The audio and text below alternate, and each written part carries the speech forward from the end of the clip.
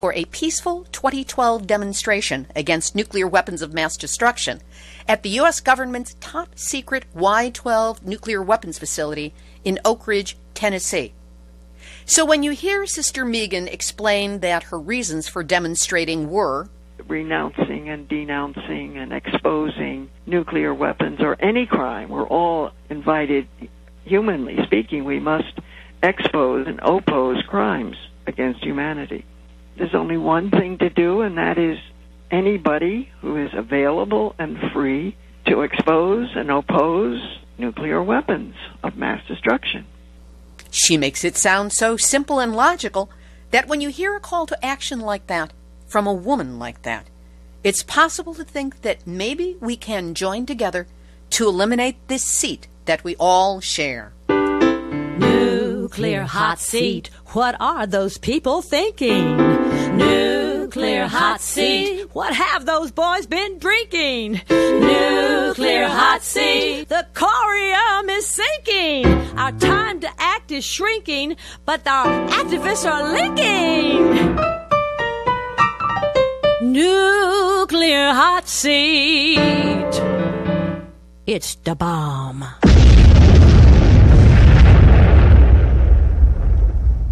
Welcome to Nuclear Hot Seat, the weekly international news magazine keeping you up to date on all things nuclear from a different perspective.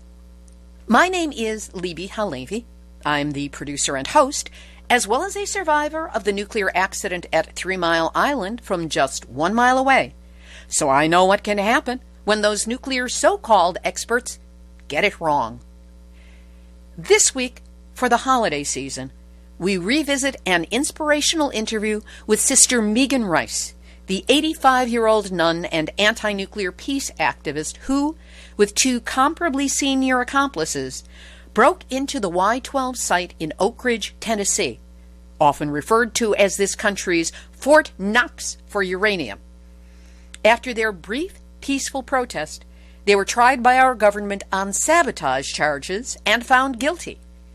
After more than 2 years in prison, the sabotage charge was overturned, and I spoke with Sister Megan and one of her 2 co-activists, 60-year-old Gregory Boertje-Obed, less than 2 weeks after their release. We will also have Numbnuts of the Week for outstanding nuclear boneheadedness and more honest nuclear information than Santa's probably going to be leaving under anyone's tree. All of this coming up in just a few moments. Today is Tuesday, December 19, 2017, and here is a special encore presentation of the Nuclear Hot Seat Sister Megan Rice Transform Plowshares special. But first, Nuclear hot seat, nuclear hot seat, nuclear hot seat, Numbnuts of the Week. When the Washington Post runs an article entitled How to Prepare for a Nuclear Attack, you expect the information to have solidity and validity. And when the sole interviewee for the article is the former Deputy Commissioner of the Bureau of Public Health Preparedness and Emergency Response at the Chicago Department of Public Health, and who is on the Science and Security Board of the Bulletin of the Atomic Scientists, you really expect some solid information. Which is why a reasonable person with some knowledge of the situation can only respond with shock, awe, and mystification at the response of Suzette McKinney, who is quoted in the article as saying, "I would honestly say the duck and cover response from the Cold War era is really the best protection that we as individual citizens would have after a nuclear bomb or improvised nuclear device was detonated." WTF! For those of you too young to remember it for real and who have not checked it out on YouTube, Duck and Cover is the long ridiculed film aimed at informing children that if they see a flash of an atom bomb, all they need do is duck under their desks or a nearby table and cover their heads with their hands. And voila! Safety. Easy as pie. As if that behavior is any protection from the devastation of a nuclear fireball capable of incinerating and evaporating an entire city at one go. then the ensuing firestorm, and intense radiation exposure that continues to kill for days, weeks, months, years, and as long as your DNA survives. Suzette McKinney, in her wisdom, we've got that in quotes, goes on to say, with these nuclear bombs, the most effective response seems to be shielding from debris and material that can cause traumatic injury. Have you not heard the word radiation? Did you watch any of the 2017 Nobel Peace Prize ceremony awarded to the International Campaign for the Abolition of Nuclear Weapons? If so, did you hear any of the speech by Hibakusha Setsuko Thurlow? Hibakusha being a survivor of the Hiroshima or Nagasaki bombs. Did you listen to her description of what happened when she was 13 and experienced the first atomic bomb? How her school collapsed and she lost 351 classmates all at once. If they had been ducking and covering, do you actually think that would have made one whit of difference? Do you even know what a nuclear blast can do to the human body? And have you or anyone connected with this article actually looked at the inanity that is the film Duck and Cover starring Bert the Turtle? Lady, I don't know what's in the Kool-Aid you drank, but it's time for you to get over it or step away from the nuclear issue because you are naive, ignorant, and or lying to the public. And Washington Post. Really? Really? Did Philip Bump actually write this with a straight face? And your editors passed on it? If so, let's spread the honors around. Suzette McKinney, Philip Bump, and Washington Post editors, you are all this week's Nuclear Hot Seat, Nuts of the Week. Now that I've got that out of my system, here's this week's feature, an encore presentation from Nuclear Hot Seat number 205 of May 26, 2015. I don't know if it's possible to feel both proud and humbled, but I feel both at the thought of being able to bring to you the next 3 interviews with today's guests, the activists of Transform Now Plowshares. First, Sister Megan Rice. She is an 85-year-old anti-nuclear activist and Roman Catholic nun of the Society of the Holy Child Jesus. On July 28, 2012, at the age of 82, she, then 57-year-old Greg Boertje-Obed and 63-year-old Michael Walli broke into the Y-12 National Security Complex in Oak Ridge, Tennessee, the U.S. government's weapons facility. In a peaceful protest they called Transform Now Plowshares, the trio squeezed baby bottles of donated human blood on the outer walls of the supposedly heavily guarded, highly enriched uranium materials facility. They then spray-painted anti-war slogans, hit the walls with small hammers, put up crime scene tape, prayed, and sang. She and her co-activists were arrested, tried, and convicted, not of misdemeanor trespass, the initial charge against them, but of attempting to sabotage the security of the United States. As you will hear, they should have been paid a fat consulting fee for safely exposing such a hole in U.S. nuclear weapons security, but that was not the case. For this peaceful protest action, Sister Megan received a sentence of almost 3 years in prison, and her co-activists received sentences of over 5 years each. After serving more than 2 years just 2 weeks ago, on May 12th, the conviction on sabotage against all 3 was overturned by the U.S. Sixth Circuit Court of Appeals. 5 days later, she and the others were released. Part of the court ruling read, vague platitudes about a facility's crucial role in the national defense are not enough to convict a defendant of sabotage. Amen to that. I spoke with Sister Megan on Monday, May 25th, 2015. Sister Megan, welcome to Nuclear Hot Seat. Thank you so much. First of all, Did you know that your case was in the process of being reviewed by the 6th U.S. Circuit Court of Appeals? And were you in any way expecting that the sabotage ruling against you was going to be taken away? I certainly knew it was happening, and I can only say common sense would say that's what would have to happen. So, anything, we're always ready for every surprise in this country. And common sense is not necessarily the most common thing we have, so it was great news that was received by people throughout internationally, our community. When you learned of the court's decision, what was your reaction? I wasn't all that excited because I really expected that would happen. I found out at 3 in the morning.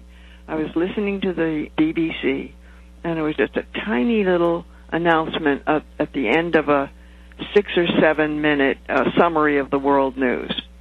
And it just said in a statement that, the naming us all are given immediate release. Let's take this back to how the action started. This has been credited, or at least been mentioned in connection with something called Transform Now Plowshares. Is that a group? Is that a movement? Tell us a bit about what that is. Since about 1980, starting with Father Dan Berrigan, Brother Bill Berrigan, started the Plowshares movement, which has done many, many actions, direct actions, to expose the illegality and the immorality that we all know in our hearts of nuclear weapons. And so each of the actions, I'm not sure of the number in my head, but it's certainly more than 30, but I don't know, has a special name, just like every battleship has a special name. And so the last one, which happened on the 2nd of November 2009, in Kipsap, Bangor, Trident Submarine Base, was called Disarm Now. And it came to me that, okay, what's the next step? Part of the process, the main process of disarming is not to deplete the planet and end all the jobs for people, but to transform the whole thing into what we need. So the word transformation just came. So the next step after disarming, and really part of it, is transform now into life-enhancing alternatives. How was the determination made that you would target the Y-12 uranium depository at Oak Ridge? That was the research that we were doing, mainly at that point, Greg and I. We were moving from community to community. He lived in Duluth, and so we went east. We had to go east anyway, and we stopped in Kansas City, which was the place where they were making all the non-nuclear parts to nuclear weapons, for, in other words, continuing the proliferation of nuclear weapons. They were willing to do something for August 2012, so we didn't need to do anything there. Then we moved on eastward and consulted with the peace movements all along the way in communities that were there. We got up to Maine, even to Bangor, to near Portland, Bath. And that was another submarine carrier manufacturing place. And then we moved down, and we realized that the one that hadn't had a good direct action was Oak Ridge. We wanted to have something for 2012, August 6th and August 9th. Something around that time to remember 68 years ago. You, Michael, and Greg took several symbolic actions on the site. How did you determine what those actions were and what they would symbolize? It was very easy. These are the same symbols that have been used, and we've meditated on them and understood them. I started being connected with Jonah House after my mother died, and I was there in 1999 and 2000 when an action was going on. So I was there to reflect and pray with that community and be instructed by Phil Berrigan and Liz and the people living there. And I understood fully, and the same way with Greg, he was living there. We understood the importance of those symbols of exterminating sacred life. So the sacred symbol of life certainly is blood.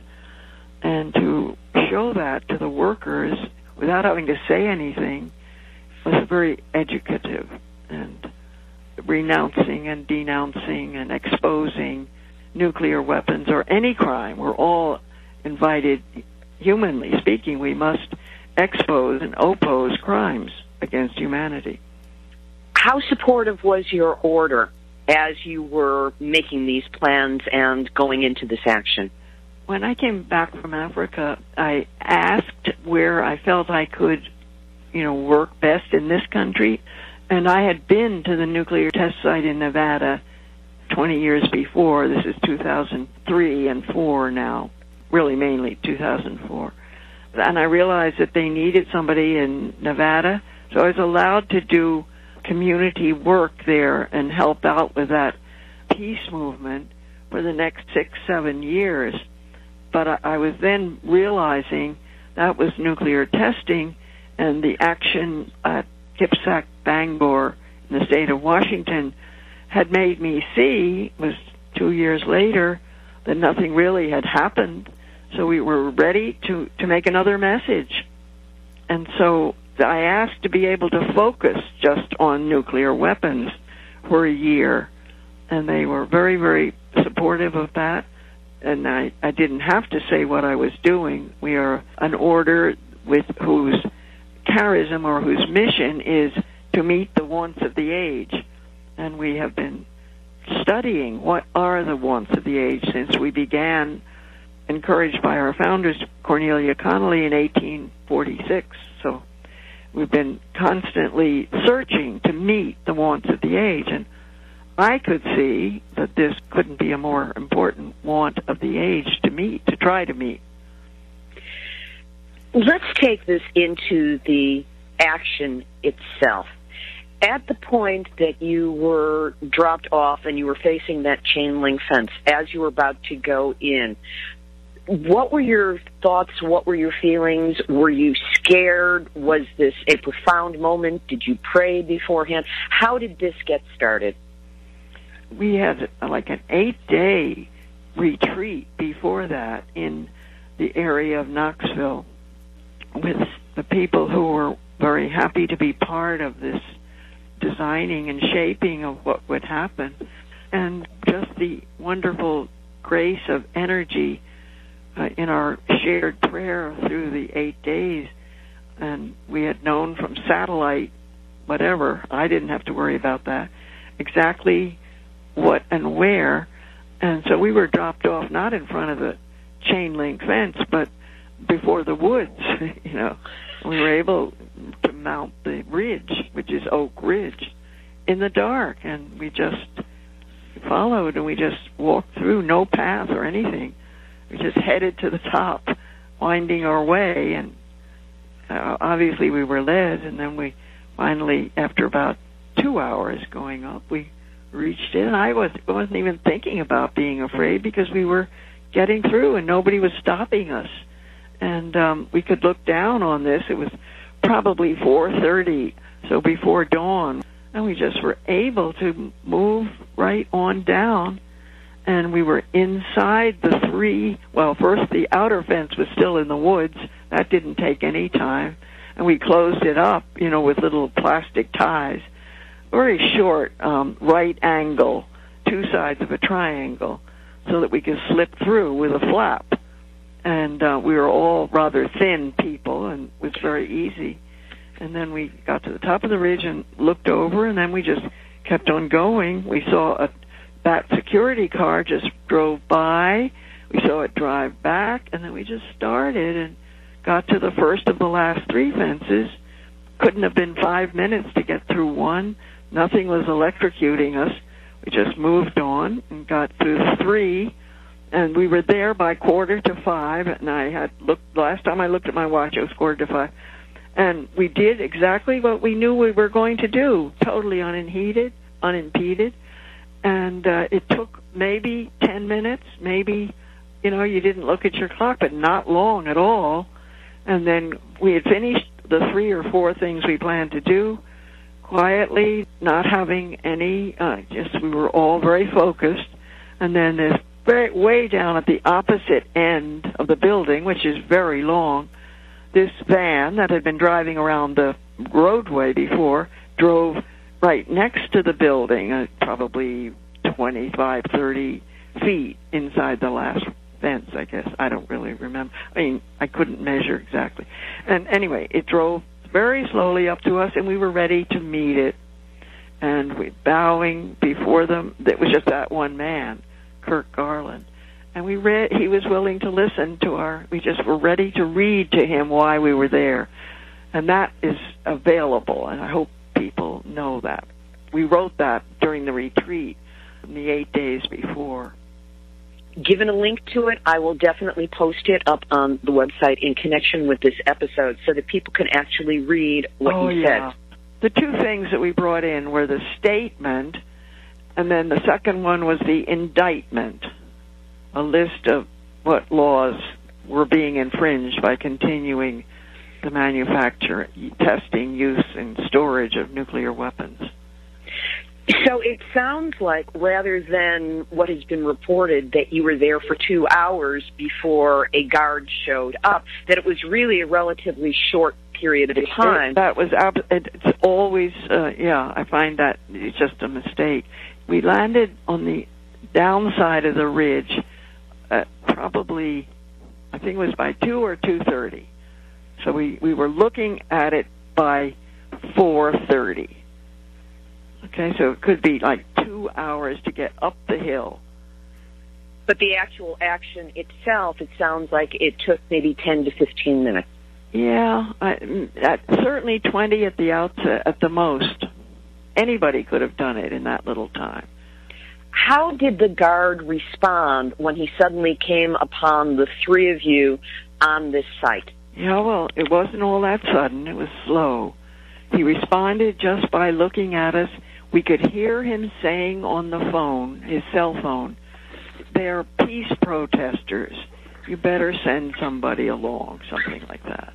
He had known that we were peace. It was most obvious that we were peace protesters.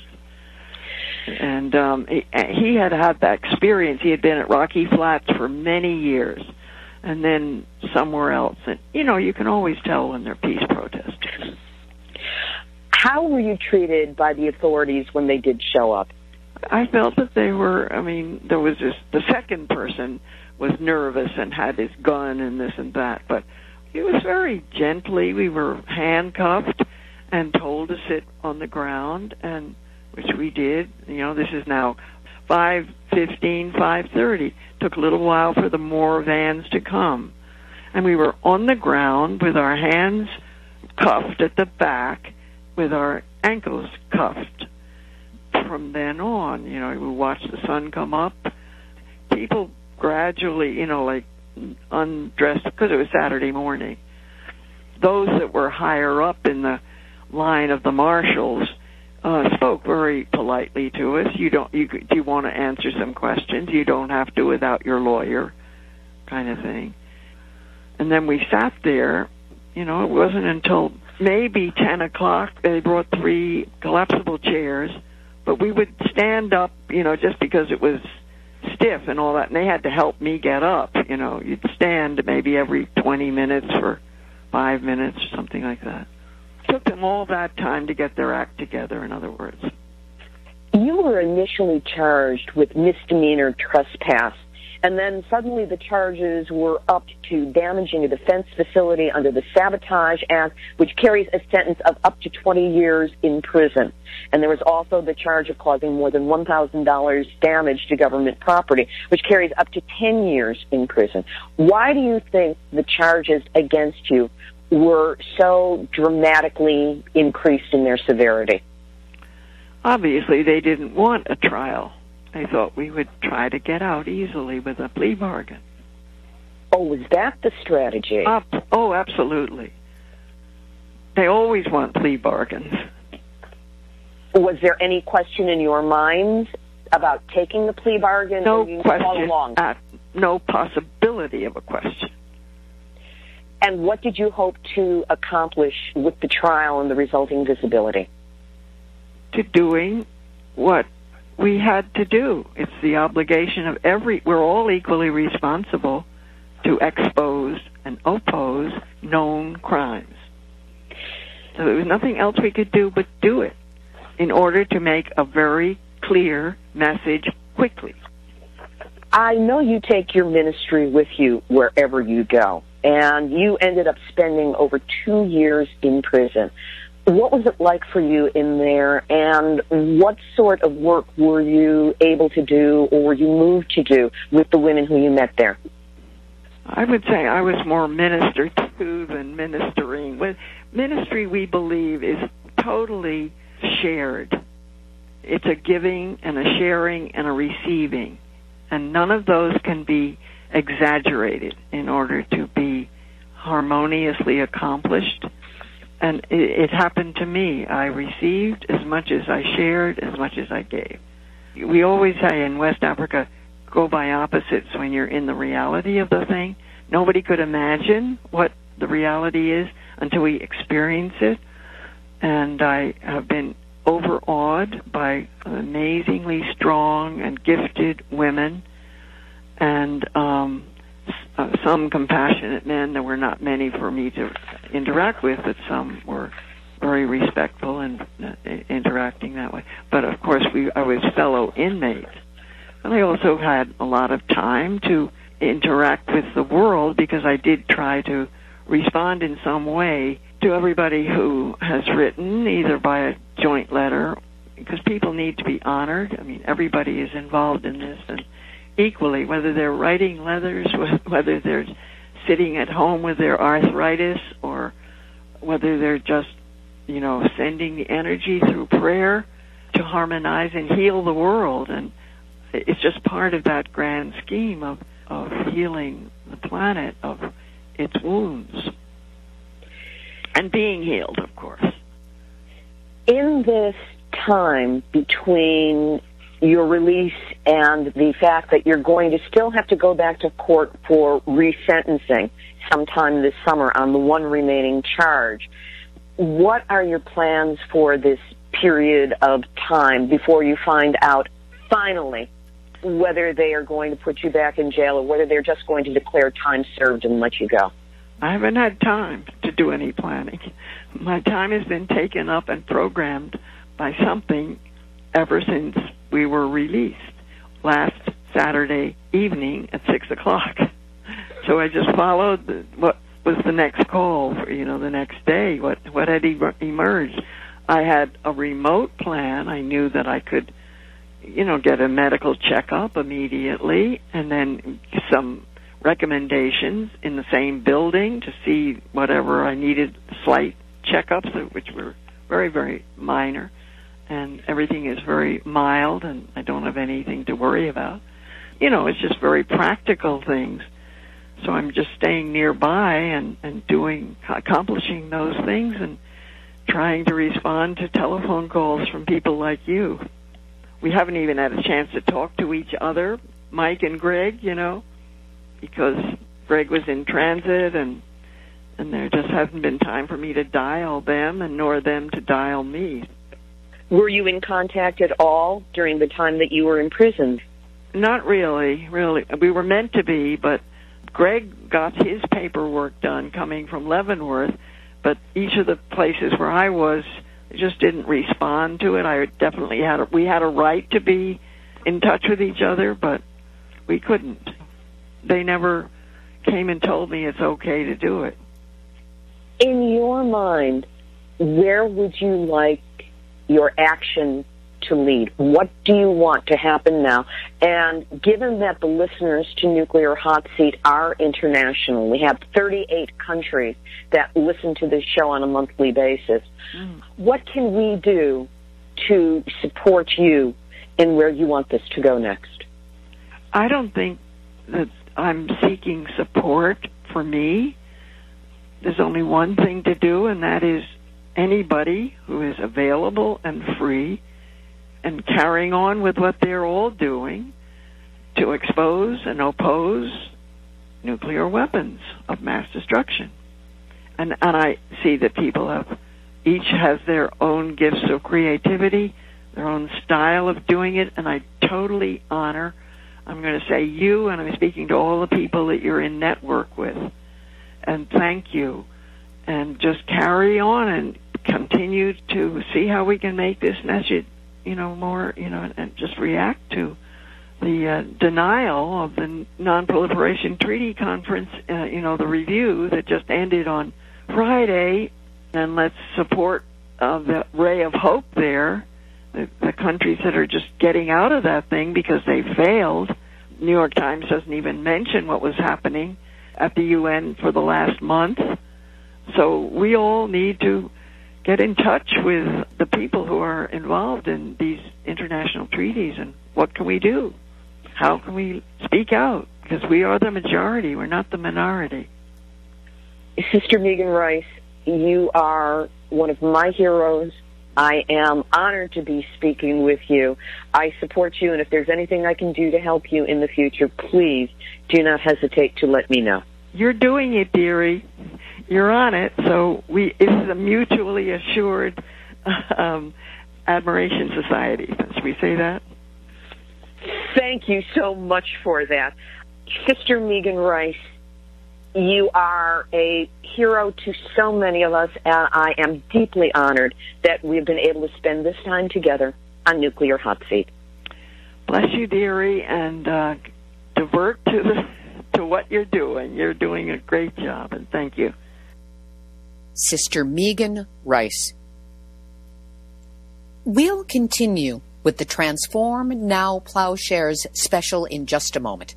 But first, Nuclear Hot Seat relies on your donations to help keep us going and growing. My gratitude to those of you who donate when, how often, and as much as you can. As we come to the end of this year, please keep us in mind for your annual giving. You can make a single end-of-year gift or set up a small recurring payment. Buy us the equivalent of a cup of Starbucks a month. Maybe add in a little nosh. Either way, you will be supporting the work of this show in helping you understand the nuclear issues and not be so alone with your awareness. So help us keep doing this work. We make it easy for you. Just go to nuclearhotseat.com and click on the big red donate button. You can donate either through PayPal or directly from your credit or debit card. And if you prefer to not donate online, email info@nuclearhotseat.com for a snail mail address where you can send your donation the old-fashioned way. Whatever you can do to help us in the coming year, many thanks. And now, back to Nuclear Hot Seat's Transform Now Plowshares special. I next spoke with Greg Boertje-Obed, another of the 3 Transform Plowshares activists who took part in the Y-12 action. Greg is an Army veteran who lived at a Catholic worker house in Minnesota and was 57 years old in 2012 when the action took place. Last Monday, May 18, was his 60th birthday and second day out of prison. Going back into the action that started everything, when and how did you and Sister Rice and Michael Walli come together, and how did it evolve that you did this Transform Now Plowshare action? Well, Megan was the initial spur. She had attended the trial for the Disarm Now Plowshares, and she felt very moved by the expert witnesses and the testimony of the defendants, and she felt she should do such a thing. And she ended up calling me, and then we collaborated for a while. We discerned, we prayed, and then we kind of like contacted other people, and Michael was interested. He just heard about it, and he contacted us. And how did the 3 of you know each other? Was there prior connection? Were you part of some community together? Oh, yes. Megan and I lived together in community in Baltimore, maybe for a year, and Michael lived in a nearby community in Washington, D.C., and I've known Michael for 20 years, maybe, and we did a Plowshares action together before this one. There were certain actions that you decided to take before going there, which included the spraying of the outside of the building with baby bottles of donated blood, spray painting anti-war graffiti, singing, praying, putting up banners. Why were these specific actions chosen, and how were they chosen? Well, there is a long history of Plowshares actions in the U.S. and some in other countries in which hammers and human blood have been used as symbols. And we felt we wanted to join that tradition of peacemakers, and so we brought small hammers. We didn't hammer on weapon parts like other Plowshares actions. We hammered on the wall. That's a symbol of fulfilling a prophecy in Isaiah that in the latter days people will learn God's ways and beat their swords into plowshares. And that's where the hammer comes in. We hammered a little bit on the wall in a symbolic act, and it symbolized our hope of the crumbling of the nuclear weapon infrastructure. And the blood, we poured the blood on the walls as a symbol of what the weapons actually have been doing when we make them, because many people die from just the uranium mining and the producing of the weapons and then the testing of the weapons.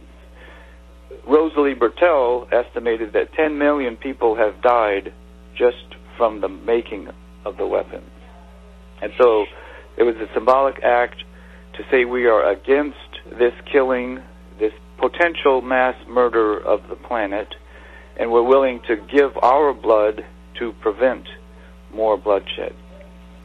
Within the movement, as I have been coming into and experiencing it, there seems to be a separation in people's thinking between mining and weapons and reactors.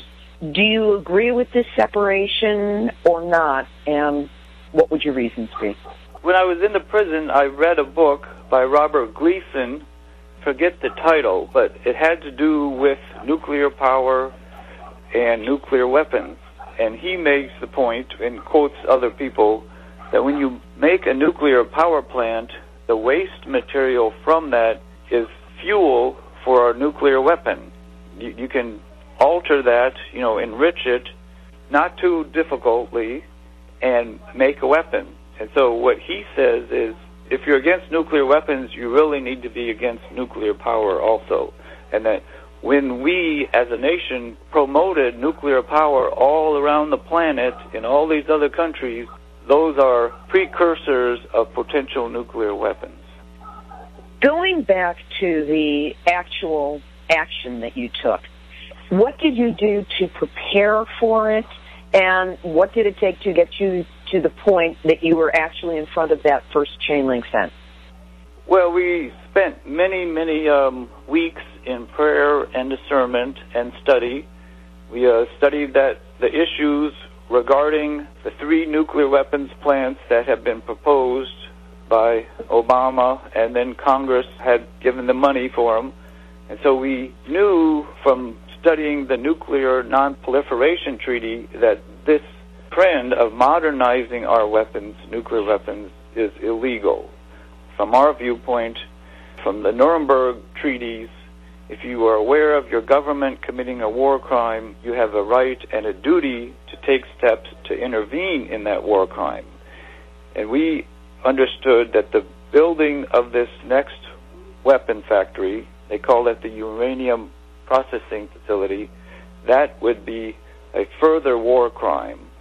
And so we studied, we collaborated, we went on retreats. Megan and I went on a retreat about Gandhi. And so we looked at the spiritual roots of protesting and how if you take on suffering yourself, that is a way to bring about social change. That was a fundamental teaching of Gandhi. And so Plowshares actions are part of that history. And then Michael met up with us, and we continued to pray and study and look at our symbols. We wrote up 2 statements. One was an indictment of the government war crimes, and one was our group statement communicating the values and our purpose for doing the action. When you actually began to take the action, were you frightened? Were you exhilarated? Was there any point when you were doing this where you felt like second-guessing yourself? There is a lot of trepidation and uncertainty when you're preparing to go into an area which we knew was called the lethal force zone.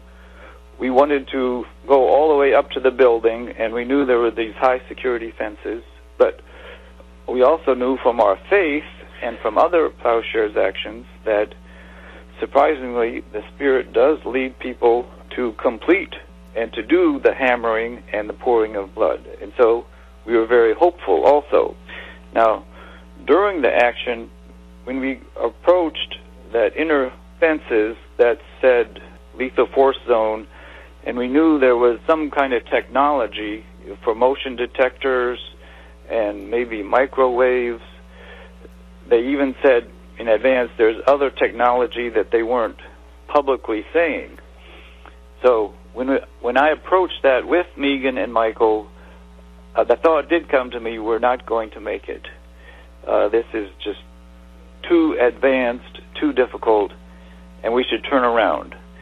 But then, like a split second later, the inner voice said, well, you came this far, you should keep trying. So we cut through that fence. No sensors went off. No alarms were ringing. There was no spotlight. And we just proceeded calmly, and we cut through the next fence, and we were able to do everything we had hoped to be able to do.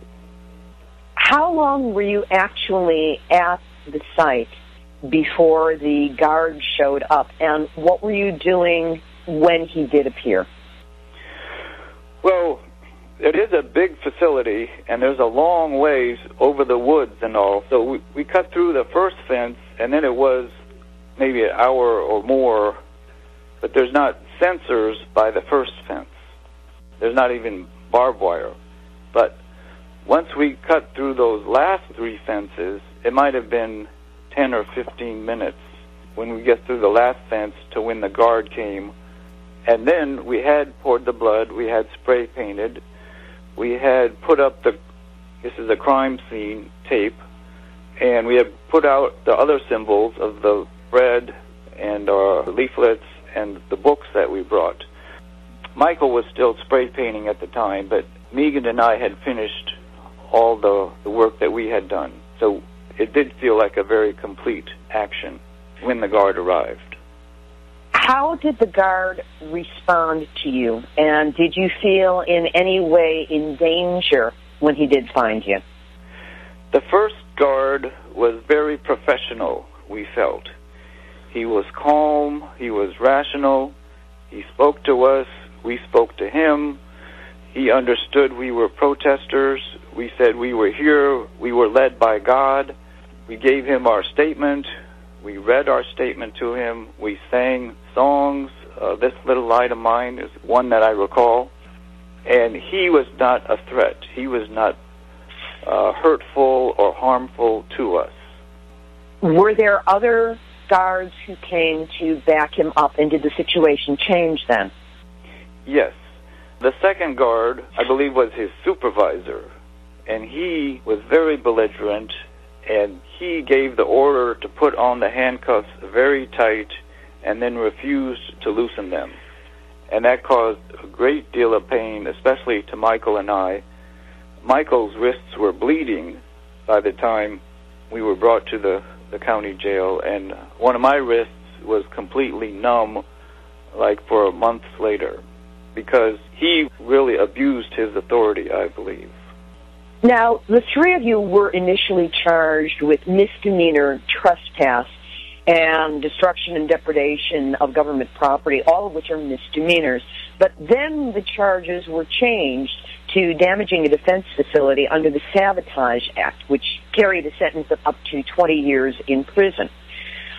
Why do you think the government made the change in the severity of the charges against you? Well, technically, I think first we were charged with trespass. That was a misdemeanor. Then we were charged with malicious destruction. That was a 5-year charge. I think that's a felony. Then we were charged with destruction of government property, which is a 10-year felony. And then, after some time, they offered us a plea bargain. They said, plead guilty to the 10-year charge, destruction of government property, and we will not bring further charges. And they said, if you don't plead guilty to the 10-year charge, we will bring 3 or 4 more serious felonies and give you life in prison. And they were talking like Homeland Security charges and the sabotage charge. And our lawyers conveyed this to us, and we said through our lawyers that we are not guilty, the government is committing war crimes, and so we will not plead guilty to any offense. And therefore, they brought the sabotage charge. How was it going through the trial? These trials are very difficult because the government introduces motions to prevent your testimony, to prevent our expert witnesses. We had Ramsey Clark testify at a pre-trial hearing that what we did was legal, that what the government is doing at that factory is unlawful. They are committing a war crime. And all that testimony that Ramsey gave before the judge was ruled inadmissible. And we were prevented from saying those things during our trial also. It's called a motion in limine. It's really a gag order on the defendants to speak freely about our motivation and what we understand the laws to be. And so it's really very difficult to go through such a trial. It sounds like the government was afraid of the three of you and what you had to say and reveal in the course of the trial. That is one way to put it, and the reason is, in previous Plowshares trials, in the U.S. and in other countries, when the defendants can speak about their motivation, when they can speak about the Nuremberg principles, juries have failed to convict. And that is the concern of the government. There's even been trials in other countries where Plowshares activists have been found not guilty several times by juries. Now that you have been released, and there's going to be a resentencing coming up this summer on the remaining charge, but it is generally believed by your attorneys and by those of us within the movement that you're going to be released with time served for the time you've already been in prison. What are your plans between now and the resentencing, and what are your plans afterwards should you be given your complete freedom? Well, I think we should back up one more step. Okay. Our attorneys have said that the process of appeal is not over with. The government has until June 22nd to appeal the circuit court ruling in our favor. They can ask for a 15-judge panel to reverse it. And some of the attorneys say it's likely that the government will appeal it, but then it's uncertain what the full panel will do. We're hoping that they would agree with the 2-1 decision. But that's still up in the air. So we're not, ready for resentencing yet. It could be quite some time if the government appeals and the circuit court wants to review it again. Moving forward, is there any plan for the three of you to write a book or have a book written about this, or in some other way continue this message, whether you do continue in prison or not? Maybe you haven't heard, but there are 2 books underway right now by professional writers. One is by Eric Schlosser, who wrote an article for the New Yorker about our action and about Plowshares' action. He is expanding that article and making some corrections and hopes to have it published by August 6th, the last time I heard. He was going to call it Gods of Metal. maybe that will get delayed because of the appeal, but that was the last word I had from him. And then Dan Zak, the Washington Post reporter, is working on a much longer and much more detailed book about this particular action. If you would have any lasting impact from this dramatic action, this self-sacrificing action that the three of you have taken, what would that be? Well, we hope that all around the world, people will begin to stand up and speak out and oppose this modernization of the nuclear weapons and the continued proliferation to other countries, and that this will be a sign for peace activists and for ordinary people that the forces of violence do not always win. There is a stronger force with nonviolent and with taking nonviolent action, which can break through sometimes, and we hope be a beacon to give encouragement to people.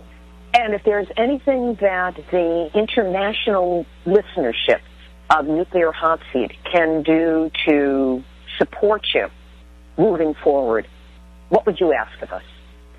All around the world, people can take actions where they are. Many people around the world did write to us and encourage us, but my understanding is with this non-proliferation conference that just occurred, there is a movement to try to have a grassroots swelling against nuclear weapons. And many non-nuclear power states are taking the lead in this. They are saying the nuclear weapon states must disarm. We signed the treaty. Other people signed treaties saying that they wouldn't develop weapons if the nuclear power states disarmed. And so we encourage everyone to be a part of that movement, to speak out, to act out, to say now is the time to stop building the weapons and to get rid of them. That's the ICANN program, and we have covered that on Nuclear Hot Seat as well. Greg, is there anything left that you would like to say that we haven't had a chance to cover? Well, I'm just like to express great gratitude for all the people who are working against nuclear weapons. Many, thousands of people wrote to us with their support. 16,000, I think, signed a petition or sent cards and letters to the judge. And I also like to thank our attorneys for all their great and intense work on our behalf. And thank you for your role in this also of communicating the need for disarmament. That was Transform Now Plowshares activist Greg Boertje-Obed. The statement and indictment referred to in these interviews and drawn up by these three brave activists were read at the Y12 site and are available on their website, transformplowshares.wordpress.com/about. To make it simple, I'll have a link up on the website under this episode, number 339. The final chapter in this story took place on Tuesday, September 15, 2015. That's when U.S. District Court Judge Amul Thapar placed the activists on 2 years of unsupervised release.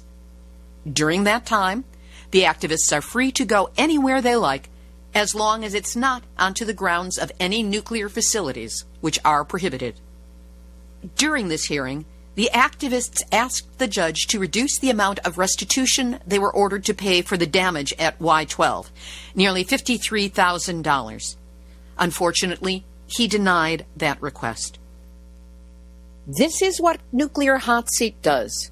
Brings you the nuclear news from a different perspective that either you won't get anywhere else, or you're going to have to piece together from a lot of different sources. So if what you hear on the show makes you laugh, think, helps you understand the nuclear issues, and not be so alone with your awareness, help us keep it going. Donations are the only way we get to meet the bills, so if you would care to help out, please go to nuclearhotseat.com and click on the big red donate button. My gratitude to those of you who do donate, some of you a small amount on a monthly basis, and know that whatever is offered is considered energy and support and help, and I am grateful to all of you. Here's today's final thought. I do not believe in a literal devil. However, if one considers the concept of the devil, what images come up? Hellfire, eternal damnation, misery without end. And I've often thought that it is a perfect description of nuclear. Hellfire? Consider the blast of an atomic bomb, or the hot, unholy hell of a nuclear reactor's chain reaction. Eternal damnation? What else can we call the radiation-caused damage to DNA that taints our genetic downline and condemns future generations, should they even be able to be born, to birth defects, cancer, heart disease, diabetes, weakened immune systems, and all the other radiation-induced ills that shorten lifespans, create illness and misery, and can never, ever, ever, to the best of our current knowledge, be reversed. I'm not talking religion here. I'm using devil as a metaphor for all things nuclear, and I think it is a damned good one. So I've started sharing this concept with some of the good people I know. Some of them resist, some are intrigued, some get it, some don't, yet. But in light of what Sister Megan said about all of us needing to do what we can, when we can, to spread information in our fight against nuclear, this is certainly a topic of discussion some of you might want to take up. Meanwhile, I'll let you know how it's going for me, because, when it comes to nuclear, we are all in for a devil of a time.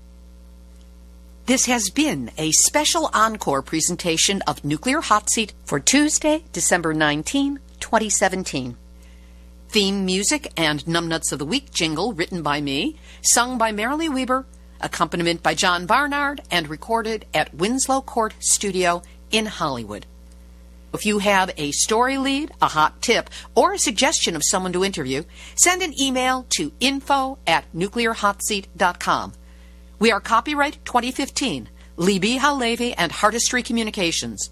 All rights reserved, but fair use allowed as long as proper attribution is provided.